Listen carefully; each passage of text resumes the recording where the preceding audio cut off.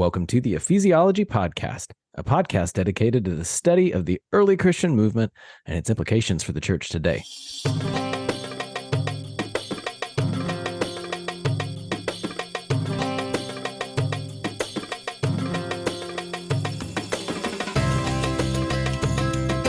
We've arrived at our next installment in our Make Disciples podcast series, where we are covering what a disciple is, who we are in Christ, and what are the characteristics of a follower of our King. Today we are discussing the characteristic that disciples know God's will. We wanted to make sure we hit all the bases. So we've gathered Michael, our resident ephesiologist. I'm Andrew Johnson, associate pastor at Neartown Church in Houston, Texas, and we have not one, but two guests with us. Our first guest in this corner, we have all the way from the Sunshine State. In this corner, we have Lucas Pulley. He is the executive director of Underground Network, an experimental community made up of over 120 micro churches in Tampa Bay and serving dozens of similar decentralized movements around the world. Lucas has been on this game for about 14 years. He is there in Tampa with his wife and 3 kids. Lucas, welcome to the party. Thank you for having me. And in our other corner, we have Bill Couchenour. Bill has a fervent desire to see gospel saturation locally, regionally, and throughout the U.S. Because of that, he is the director of deployment at Exponential, where he provides strategic and operational oversight of Exponential's R&D and its rapidly and continuing expanding educational opportunities. Bill is also down there in the Sunshine State in Florida. Bill, we are so glad that you were with us. Thanks for coming on. Good to be with you. Yeah, great to be with you. And you added some words there, I noticed, too. I did. Hey, I will not be reined in. I aspire to be what you read. Now, for our listeners, this might be their first time ever hearing about Lucas or Bill. Lucas, we'll start with you. What are some other important things that people can know about you as they hear your voice and get to hear about what God's doing in and through you today on the podcast? I've been married 13 years. I'm from Central Illinois, was a farm kid growing up, and started following Jesus in college, and after college stumbled into sort of planting and developing a network of microchurches there in Southern Illinois. And that was what led to our connection with the Underground Network. And my family has lived in now ever since we've been married, 13 years now, we've always tried to live in high poverty, high crime environments where we can do asset-based community development, house church stuff, and create mutual kinship communities where we live. And so we still do that now. We live in the largest saturation of government subsidized housing in Tampa Bay, a community called Belmont Heights Estates. We've lived there for a little over 7 years now. And I'm an enormous soccer fan of every kind, everywhere. Did you travel for all of the home games from Miami once, they got messy on ground? I watched every game, and I was fascinated by the altering ticket prices at his attendance or his absence. Right? Yeah, correct. Wow. What an amazing turnaround, though. It was incredible. It was incredible. Yeah. When you add that one of the best, if not the best player in the world to your team, it makes a difference. It turns out. It does change things. But we will not spend our time getting to know about Messi. I would rather take this moment, Bill, to get to know you a bit more. What are some other aspects about who you are that are important that people should know as we're talking today? I guess maybe a pivotal point. The very first weekend, I met Alan and Deb Hirsch. Just through a set of circumstances, they ended up coming home and spending 3 days at our house. Got to know Alan well. That led to helping to facilitate a learning community that wasn't a learning community at the beginning. It was just gatherings of some megachurch pastors in Allen, which was interesting back in that time, and became a learning community called Future Travelers. And that was really my introduction to Exponential. It turns out that was an exponential learning community. And then about, 10, 11 years ago, went on board full time with Exponential. And then when my wife and I were moving back to Florida, I think 11 years ago this month, if I remember correctly, Alan was the one that connected me with the Underground. Said, "Man, Underground Church, I gotta connect you. It's the best church in America." And they've been my church family for the last decade plus. In fact, Lucas and I, this may make a shorter podcast, but we were praying on Sunday and just felt like it was God's will we not do this podcast. So, we want to be faithful to what we sense the Holy Spirit was saying. Yeah, so we're already in breach. We're already in breach right now. It's very bad. And thank you for joining us on the Ephesiology Podcast. Bill, I'm a fan of the real football. Soccer. I appreciate soccer and the number of people that are involved there, but I have to say I'm a bigger fan of real football. American football, it's fun. History has already spoken on this battle, and soccer, aka football, has won. So let us not spend our time here. Bill, you at least you have teased us up well.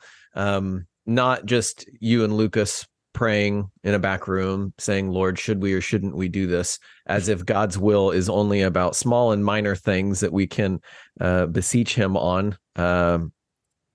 What is God's will? Just kidding. We will get to that. But Michael, as the writer of our book, Make Disciples, that we are talking about, what for you stands out as a characteristic that it is so very important that disciples know God's will? Well, it's not so much a character. I mean, it is, and I talk about it as a characteristic of being a disciple. But I think more importantly, it's been the question in my mind, what is God's will? Because so often when we talk about God's will, we end up turning it back to us and talking about us more than we're talking about God. And so in the book and in ephesiology, as well as when I talk about this or teach about this, I'm always wanting us to direct the question to God. What is his will? Not his will for me or for my church or, for my wife or my children, but what is God's will, period? And or question mark, and full stop. Let's address that. Then that seems to be the primary question. Then we can get to, well, what does that mean then for us? If this is God's will, why does that matter for me and my wife, my family, my whatever, my church, and so on? Bill, so I am so excited that Bill and Lucas are here to solve this problem. I'll kick it to you first, Bill. Michael is making the difference between asking the question, what is God's will for me, and what is God's will, and the chasm that exists between them. Bill, why do you think that makes a difference? It makes a huge difference because when we're looking at through the lens of, we see it through what we want to do.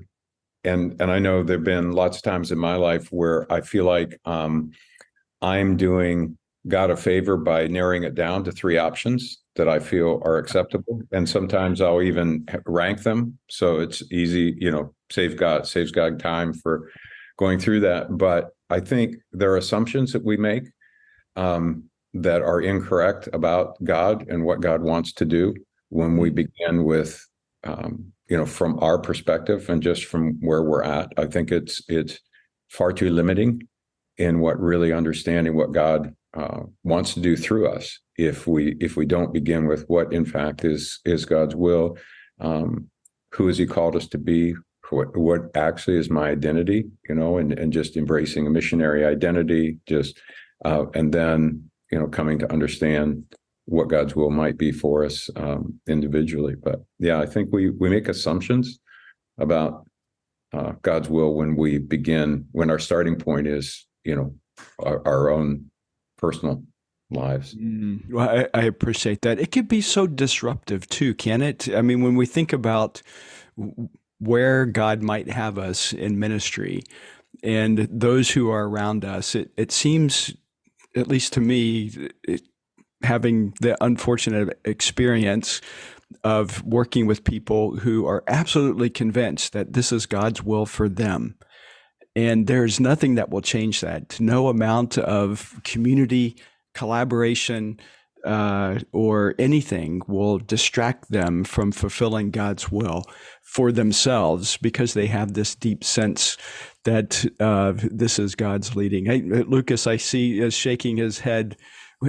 Give us some of your thoughts on that. Yeah, I don't know if this is maybe the right terminology for it, but it seems a little bit almost like, so God's will, knowing God's will, discerning God's will sort of overlaps a little bit with hearing God's voice.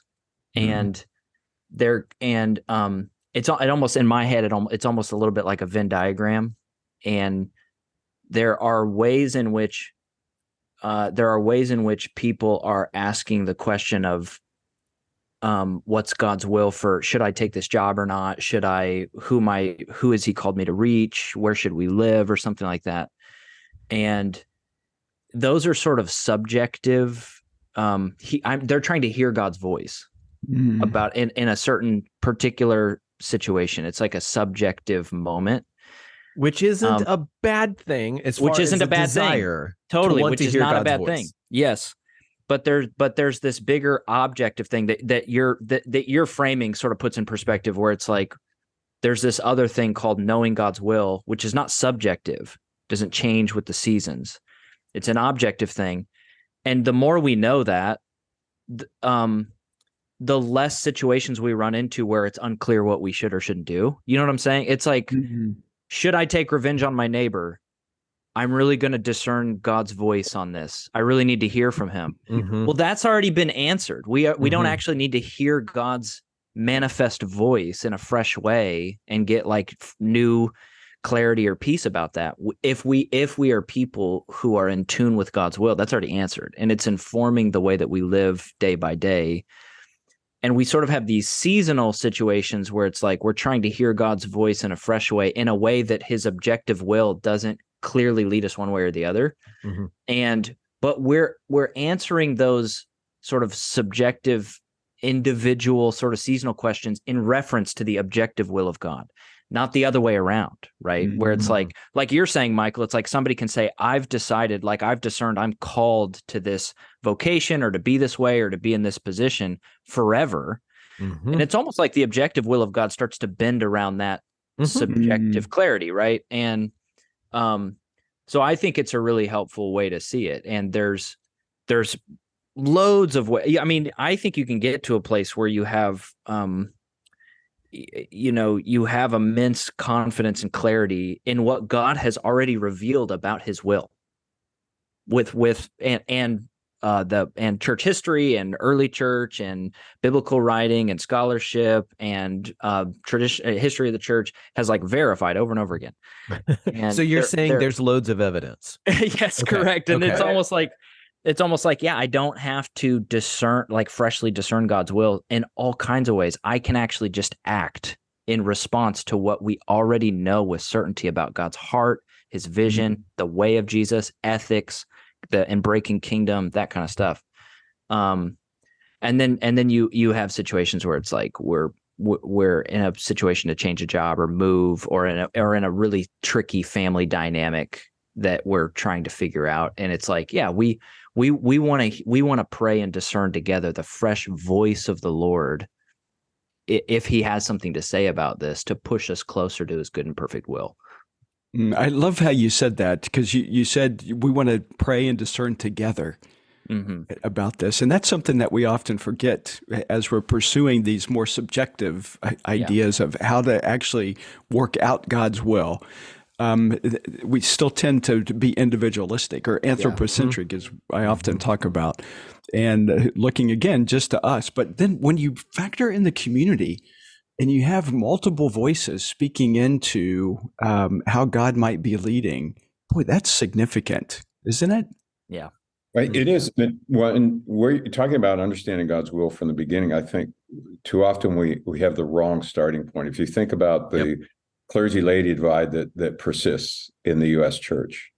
And, sometimes our starting point is in the wrong place. Like we don't understand, what it means to be the priesthood of all believers. We don't understand that we've all been called to full-time ministry. We just won't all draw a paycheck from the church. And so, understanding God's will for what he has for us, I think is just a critical starting point. And I think that's what I mean by, I think if we start with, what we want and maybe a decision that's right in front of us without discerning the bigger part of our identity and what God's called us to, then, it's hard to be in the right framework. And I think, you started to get to the importance of community. I think having people speak into that, I think helps to, if you have the right people speaking in, helps to reframe that in a way that, that brings in some things that maybe you're not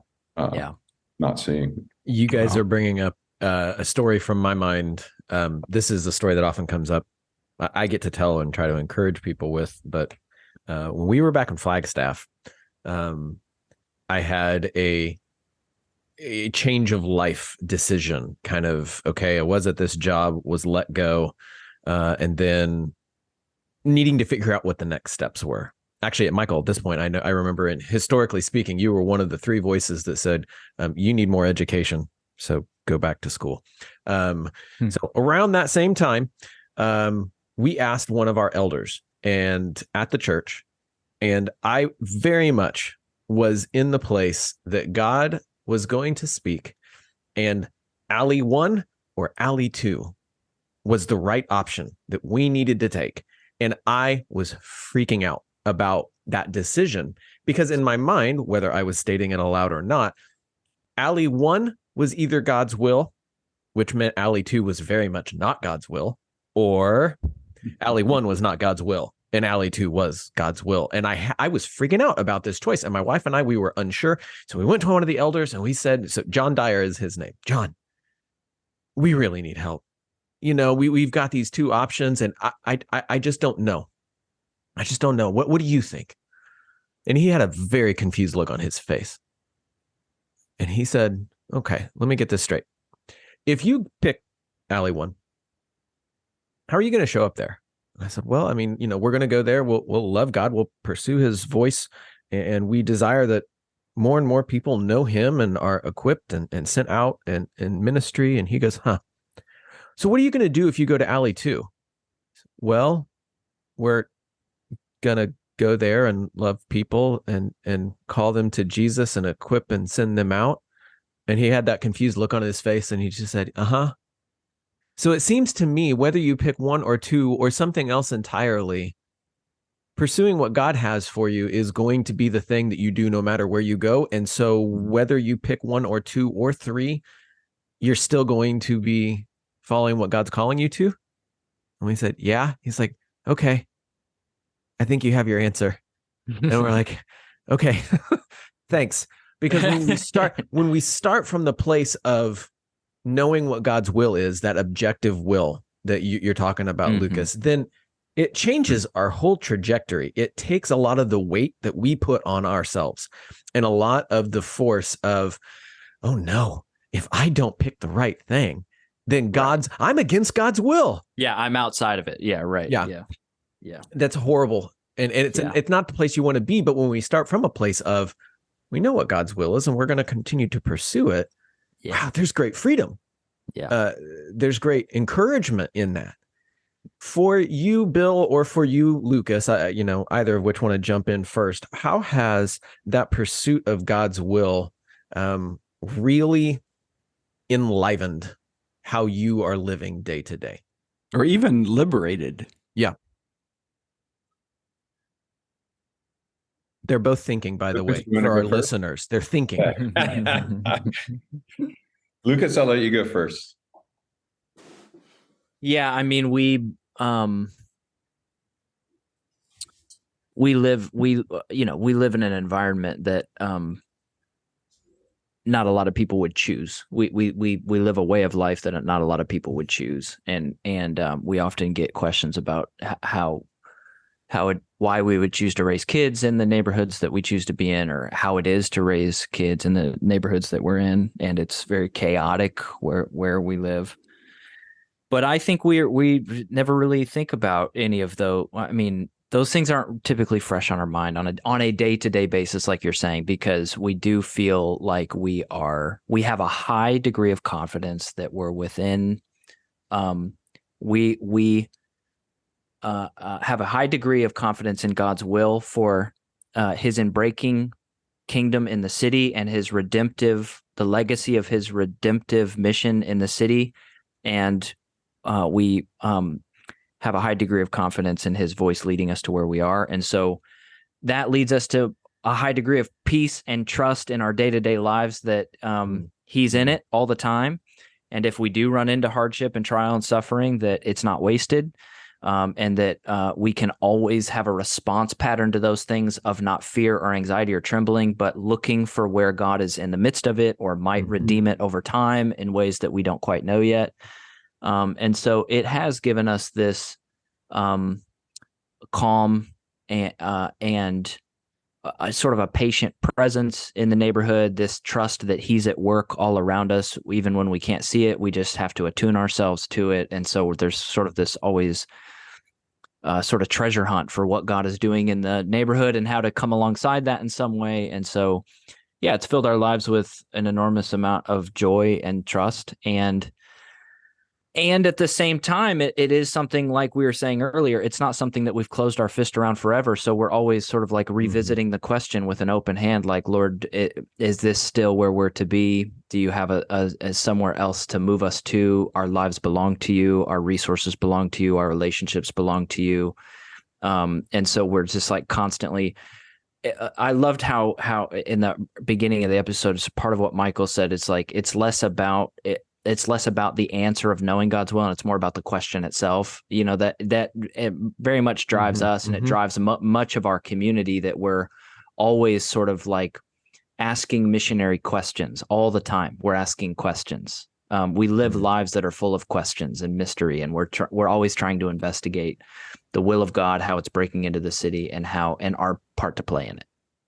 Yeah, Andrew, I appreciate the question, Andrew. I because I hadn't thought about it that way before, but there are two words that Lucas said that really stood out to me. There is a sense of peace, and so I wasn't sure if it was just sort of my stage of life, but I don't find myself praying, between choices A and B and C. The prayers are more about, people in our community, people in our neighborhood, people, things that we know God wants to see done. That so there's not, now again, that I'm also, I will admit too, I'm also the person that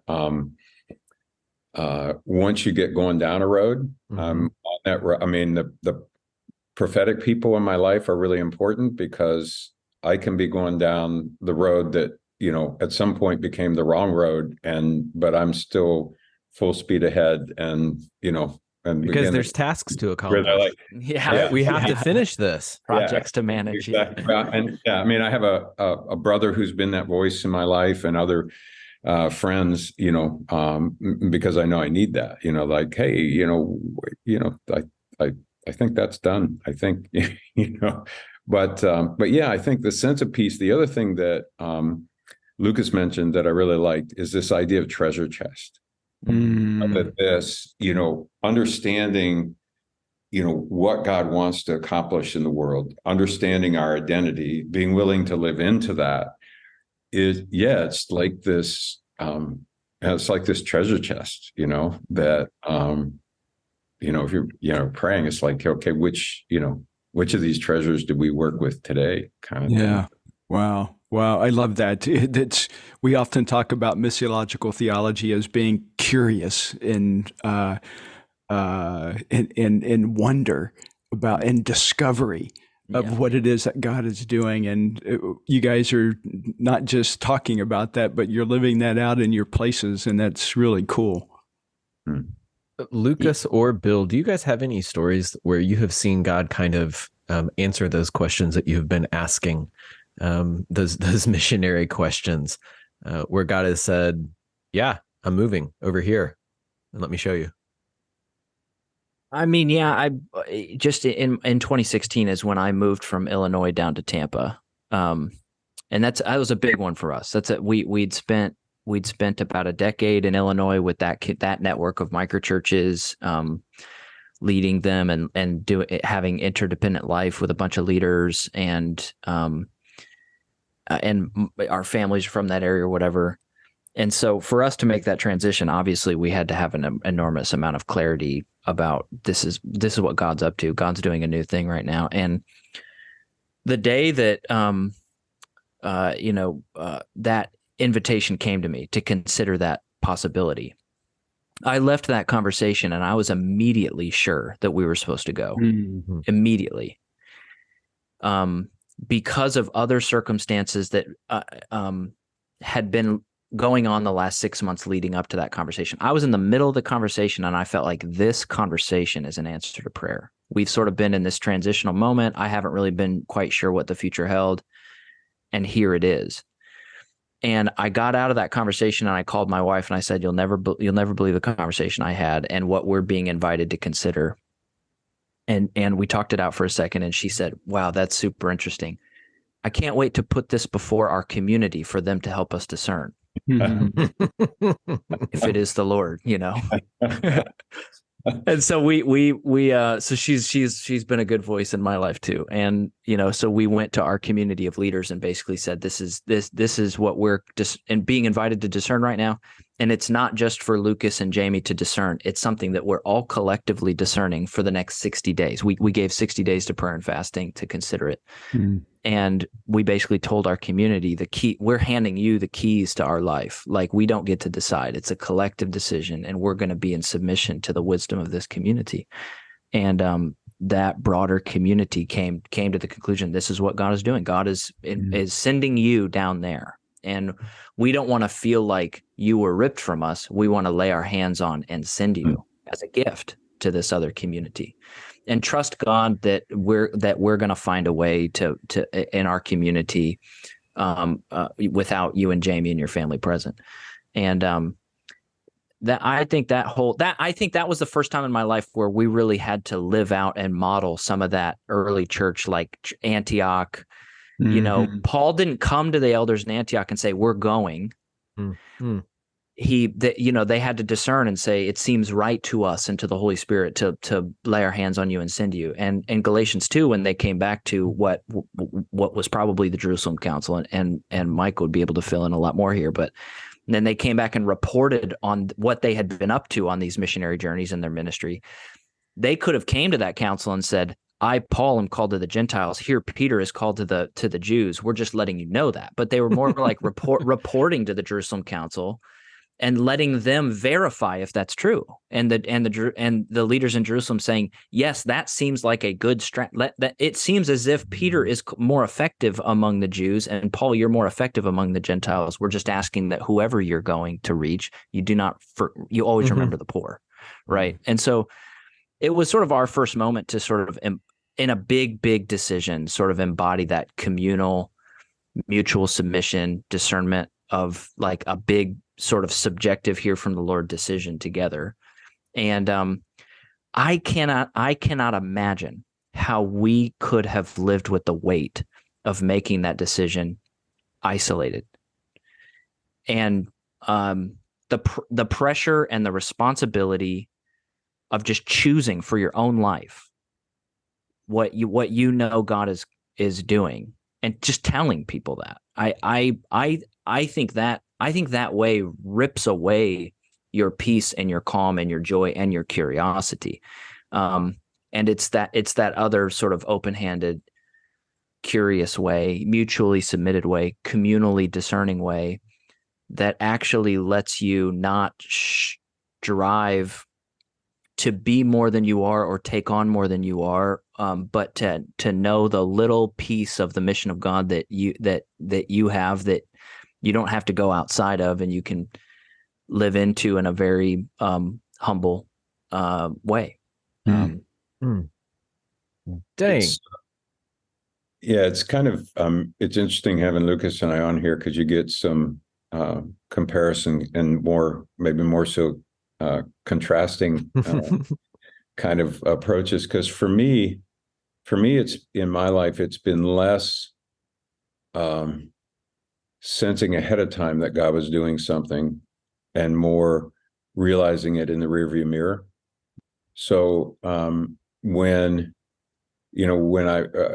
I mentioned I met Alan, became friends, he didn't have anybody that was really helping him at the time. So my assistant became his assistant, booking his flights, and then getting involved in, and God just captured my heart with what, not only what he was doing, but with what became Future Travelers, and stepping out of the role that I was in. It was, out of reflection, going back and realizing God was calling that other thing to an end. I mean, I could look back at, in retrospect, I could see that, but I, for whatever reason, wasn't discerning then, or didn't have maybe just, again, maybe says a lot about me. I just didn't see, what I was doing, but saw it in retrospect, and you see God's hand through that. And we've not resisted any decisions that I know of that God's put before us, but it's maybe that's just the way God's worked a little bit differently with me. I mean, even coming to Florida, my wife and I married here 38 years ago. She moved here after graduate school thinking she'd never leave. And then when I became CEO of the company I was working with in 95, you had to be at the home office. So that took us to Ohio for almost 20 years. So I always knew we'd get back to Florida. Well, was that God's will? I mean, I thought God's will was go to the mountains. I am always hearing that that's God's will too. Yeah. So, in fact, it has to be a clear word from the Lord for it not to be the mountain. And loving my wife more than the mountains, it became a clear word to come to Florida. But I don't know. Maybe I'm trying to be more discerning on from a blank slate, approaching the day as a blank slate, and praying for, and even giving God time to speak into the day on things that maybe I don't have planned or wasn't thinking about. And so that is a discipline that I'm trying to create in my life. But I see God's hand working, but sometimes it's been in the rearview mirror. Mm-hmm. Okay, so this is, I'm putting us out there for a potentially awkward moment on the podcast. If God's will is clear, that a disciple knows that God's will is that he is uniting all things in Christ, and that we are all to be on mission in pursuit of that same will. How have you, Michael, I'm going to throw you in on this as well. We'll have three wonderful answers. His eyes just got big. For the listener, Michael's worried. How have you actually seen this impact you lately? Right. And I ask this because, Lucas, when I'm hearing your story, I do the same thing, right? Like, I'm going to be like, when was that? I have the best story 16 years ago. Yeah. Right. Big question. Let's go more recent. What's happened in your life lately where these last few months, so we've been doing incarnational neighborhood ministry for 7 years now, and my wife hangs out on front porches a lot. She runs like a little homeschool co-op, and I run a handyman repair service for the neighborhood. With any jobs that pop up within a 5-block radius, I take them on, and that's our way of trying to accelerate building trust across a lot of cultural barriers. You got to have a reason to be in the living room. You can't just sit down and just wait to build trust. So we've been doing that for a long time. And over the years, we've had a lot of different iterations of microchurch and family neighborhood gatherings and dinners and discovery Bible studies and spiritual conversations and all that kind of stuff. But lately, like over the last couple of years, we've started to like, we've sort of gotten to where we're going to go with a handful of neighbors. And then there's a lot of other neighbors that don't want anything to do with us. And it started to stagnate a little bit. Like we've started to wonder like, what's next in the neighborhood? And some of that is like, you just need to have like a long perseverance and a long endurance in the same direction. This stuff doesn't happen in 5 years, 7 years. Like I mean, some people just commit to a neighborhood for 40, 45 years and you don't even see the progress on a year by year basis, but over a huge block of time, you see it. So, but we've just been itching a little bit like, Lord, where should we be spending our time, our resources, with who? You know, there should be different strategies. Well, there's this other group of people that they wanted my help to start a microchurch in a different neighborhood that's about 20 minutes away from me. And what we decided to do was start a pickup soccer game twice a week, like a little pickup soccer league that's mostly made up of guys that are non-native, you know, refugees, immigrants, second or third generation in the community. So there's like 12 different nations represented, and all these guys like in average age in their like late 30s, guys that are in 40s and 50s. And I was just helping start the microchurch, like helping them understand, like helping them get it off the ground, take some risks, create some rhythms. And I was only going to be there for like 2 months. A year later, I'm still a part of it. And part of that is because there's been so much spiritual openness to me.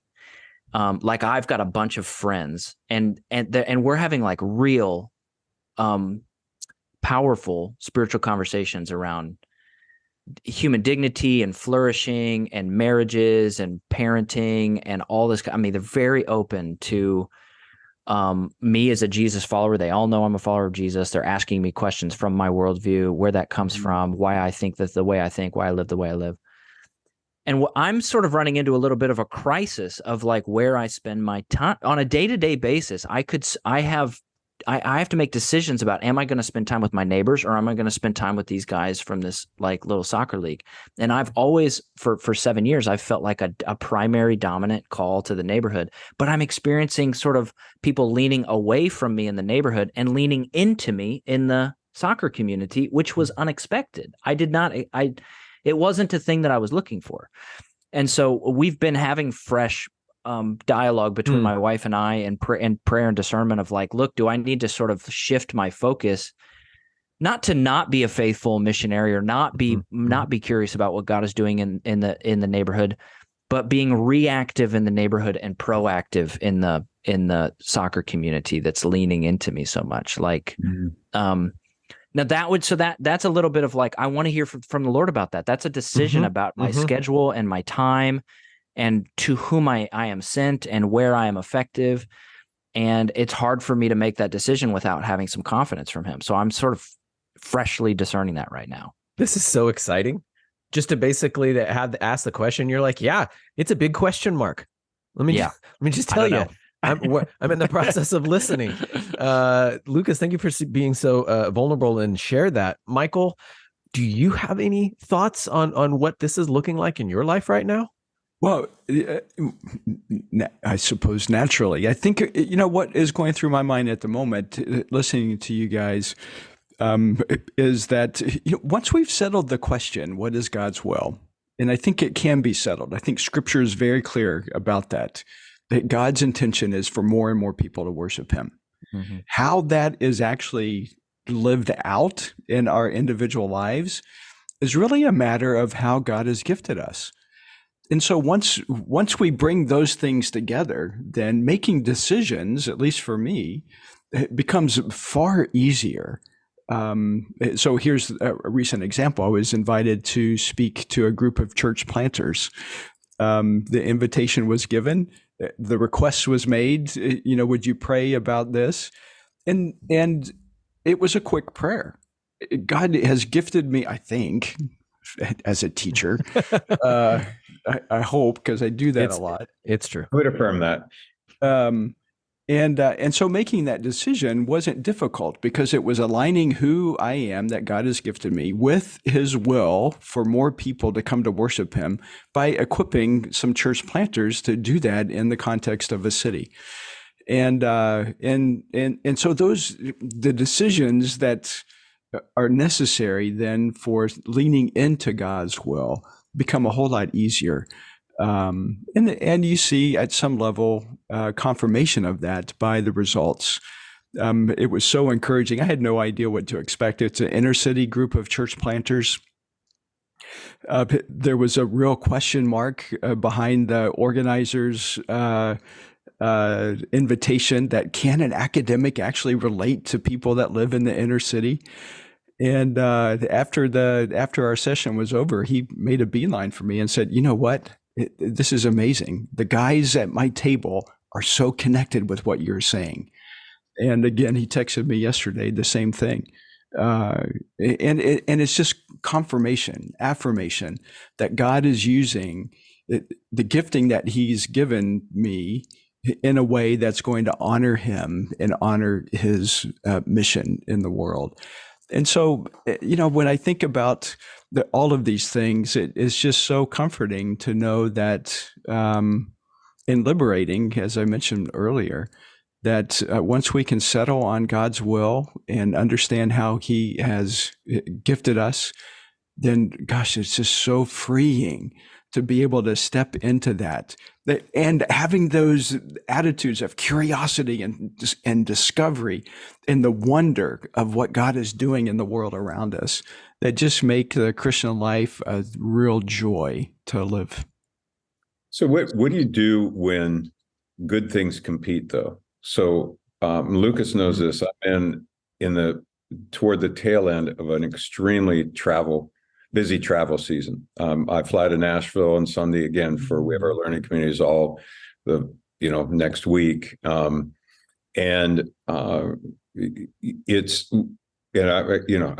felt a bit untethered because the travel has, just rhythms that are part of your life that you don't even realize that are part of your life are not there. In fact, the last governing elders meeting, I just, asked them, for prayer there, because I love them, believe in them. And, but I look back over this fall, going back to September, and there's not one of those things that I look at that I go, nah, God wasn't at work there. I mean, if I were to reduce, if I had the opportunity to even look back now and say, what would you have reduced to, I don't know what it would eliminate. So I maybe there are seasons, and maybe that's part of the freedom of knowing God's will, that there are seasons that, because even times when I've showed up and I'm like, God, I don't have the energy or the answers. You just sense God coming through too. And so that's been a good experience. So while, I'm feeling a bit untethered, normal rhythms have been disrupted, there's nothing I look back on and go, gosh, Dad, I knew I shouldn't have taken that, Yeah. Well, I think one of the key words that you mentioned there is rhythm.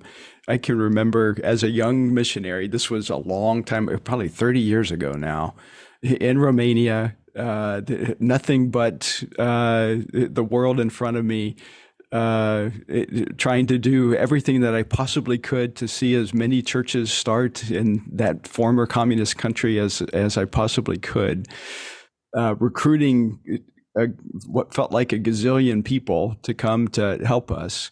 I can remember my supervisor, who lived in Germany at the time, Daryl Anderson, saying that if you are not taking time to rest in a regular rhythm that God has laid out and even modeled for us in a Sabbath, then you're doing something that God does not want you to do. And that has always just brought me comfort to know that, there could be a gazillion good things, as you know, Bill, that are going on in our lives and opportunities that come from every direction. And being able to sit back and rest in the fact that God does have a rhythm for us. And he's made that rhythm for our own health. And being able to be comfortable in that and being able to discern at some level when the right time is to say no. I can't do that. As good as it might be and as incredible of an experience it might be, if it is getting us out of that rhythm, then it's appropriate for us to say no. And if God, and you know what, the other thing that really comforts me too, even if I make a bad decision, it never takes God by surprise. You know, so you're going back to knowing, part of knowing God's will. Yes. Is knowing that he has those rhythms for you, and Sabbath rest and those sorts of things. Yeah. It comes back to where we started, that, you know, the idea of knowing what God's will is, which, you know, is layered in a sense, but there's also this cyclical, I like the cyclical comfort, the cyclical peace also in the fact that when there's lots of good things and they're happening all around us, that should be a reaffirmation that the Lord is always moving, that the Lord is always working, and he is going to continue to bless. He is going to continue to renew. He is going to continue to push his name out and forward into the world, whether or not we were a part of it. And that should always be this great encouragement that the weight of his kingdom growing is not on my shoulders. It is not dependent on me. And I think when I go askew, or I start to feel that weight, like, did I do the right thing? Did I engage in the right good? Oh no, Lord, what did I'm trying to control? And lastly, Bill, you said something, and I just kind of, to recap the story earlier, I think there is great. You actually are allowed to listen to what God, like, how you're feeling. Right? Like if you're wore out and you're like, man, this is a lot of fun, but this is starting to tire me. That could also be the Lord speaking to you, right? Like don't dismiss it because of all the good things. It's God has given us a voice, and he's given us the ability to slow down, rest, as Michael was reminding us, to actually listen to those words. And to hear that. No, I do not have a word from the Lord, Bill, on what you should or shouldn't be doing. But well, we're at the end of that season anyway, so yeah. But that should be also this encouragement to all of us that the Lord is speaking, the Lord is moving. We do know his will, and we can trust some of the things that we're thinking and feeling, and we should be leaning and listening also to the community that God has put us in. Yeah. As we close this pod, Lucas, Bill, do you guys have any final thoughts for us? I mean, I would just say it's sort of a side thing, but it's just a really rich experience. Personally, I would just say it's a really rich experience, and I would encourage listeners to try to find a way to be a part of a community that is obsessed with the will of God, and consistently asking in fresh ways the question of the will of God today and in this place and in this time, and is curious together, and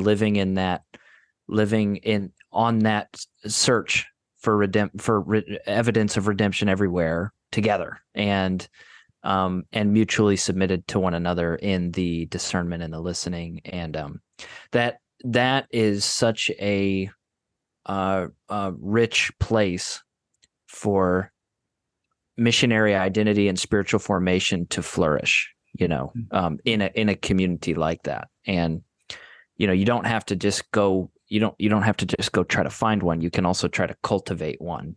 Be part of curating and cultivating a community that is trying all the time to be aware together and wondering together of the will of God. Neat. Yeah, that's a great word, Bill. Along those lines, in that sense of community, giving people permission to speak into your life. Just Andrew, like you were saying, having people that you can go to, say, hey, I'm feeling this, or that even see things before you see them, in your life, and but know that they have permission. Know that that what they would have to say is is welcome in your life. And I don't think that's as easy as some people think it is to do, because, we're often intimidated to, to be able to speak that into lives. But I think having those kinds of people in your life that are part of the community are just really, really critical. Mm. Dang. Nice. Man, y'all have been such an encouragement today. This has been my mind, my heart, they're firing, right? It's just, I didn't answer what God is doing in me lately, because I think right now I'm processing. Like there's a lot of things going on of just trying to say, okay, Lord, I see what your will is now. What are you doing in the midst of it? Lucas, I feel I have that question mark too. Like how am I going to take this forward? How can I cultivate that? How can I be missionally imaginative? How can we really help bring people into that curiosity? What was that, Michael? I was just going to say that's a good catchword. Hey, and maybe you can find it. We'll come back to that thought. Lucas, if people have been excited by what they hear that God is doing in and through you, how can they follow up with you or keep up with what God is doing in your world? You can learn all about our community here in Tampa at tampaunderground.com, all about microchurches. There's like a brief little documentary there on the website. But also if you're looking for any sort of local contextual help, undergroundnetwork.org is a place where you can see sort of our footprint outside of Tampa and some of the things that we're offering beyond. And if people want to talk to me personally, they can just send an email to Lucas at either of those domains. And I'm happy to chat with anybody. That's fantastic. Bill, what about you? How can people follow up with what you're doing and where you are? Yeah, well, being governing elder and on the board at the Underground, all the things that Lucas just said, anything with respect to exponential.org, or if you want to reach out to me, Bill at exponential.org, would be a good way to do that. Wow. Well, thank you both, Lucas and Bill, for being with us on this podcast. And thank you, listener, for joining us too in this Make Disciples podcast series. If this was your first podcast in the series, or if you're interested in finding more of our Ephesiology Podcast catalog, you can just scroll back, find a topic that interests you in your podcast feed, or please visit us online at ephesiology.com, where you can find more out about how you can be missionally imaginative. Lastly, if you would go to masterclasses.ephesiology.com, you can find more resources that we have available for you as a benefit and a blessing. So, for Michael, Lucas, Bill, and myself, thanks for doing theology and community with us today on the Ephesiology Podcast.